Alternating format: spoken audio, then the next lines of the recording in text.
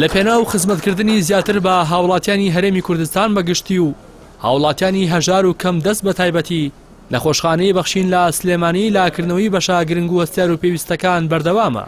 لا دوایین پێشکەوتندا تاقیگەی پشکنینی خانە و شانەکان کرایەوە کە تێدا پشکنین بۆ خانەکانی ئەو کەسانە دەکرێت کە نەشتەرگەری دەکرێن تا زیاتر ڕەوشی تەندروستی نەخۆشەکە ڕۆن ببێتەوە.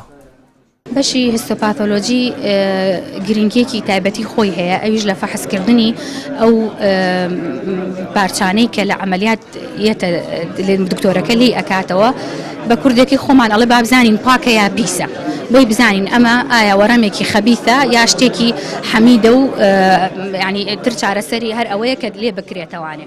ئەم بەشە دیاری ئەکا ئەو فەحسە چۆن دەرەچێت. بەڕێوەبەری نەخۆشخانەی بەخشین ئاماژە بۆ دەکات ئەم بەشە خزمەتێکی باش بۆ هاوڵاتیانە دەکات کە سەردانی نەخۆشخانەکە دەکەن و هەوڵیش دەدەن بە پێشخستنی بەشە جیاوازەکانی نەخۆشخانەکە خزمەتی زیاتر بە هاوڵاتیان بکەن.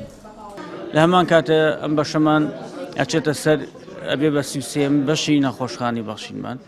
نەخۆشخانی بەخشین ئێستا کە بڵێ بەشی سلێمانیمان کە مەرکەزی سێکتەری تەندروستی بەخشینە کە سەر بە دەستگای بەخشینی خێرخوازیە لە 33 بەش پێکهاتەوە بە تاقیگەی خانە و شانە زانیشەوە.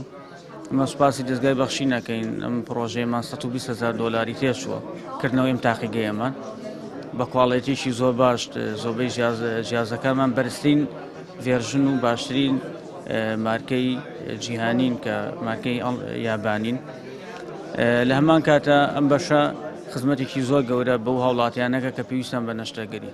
سەرڕایەوە ئێمە پلانمان هەیە بۆ ساڵی ئایندە کۆمەڵێ بەشی تایبەتر ئەەکەینەوە کە پێویست لە نەخۆشخانەکەمانە. ئەمانەوێت زیاتر گرنگی پێبدەنی چەک لەو بەشانەی کە ئەمانە گرنگی پێبدەی بەشی مناڵانە کۆمەڵی پێویستی زیاتر دابینکەین بۆ بەشەمان.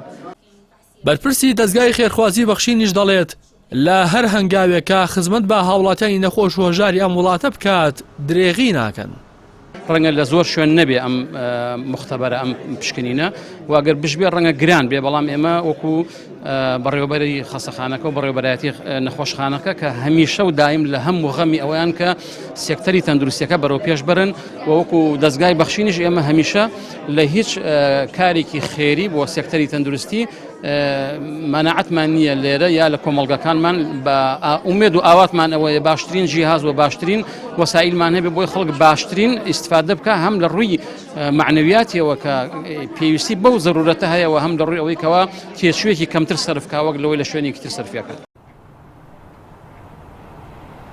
دەستگای خێرخوازی بەخشین بە دروشمی لای ئێمە دڵنیاتری خاوەنی نەخۆشخانەیەک و 3 کۆمەڵگەی پزیشکیە کە بە شاهیدی هاوڵاتیان خزمەتێکی زۆری بە چینی هەژاران کردووە.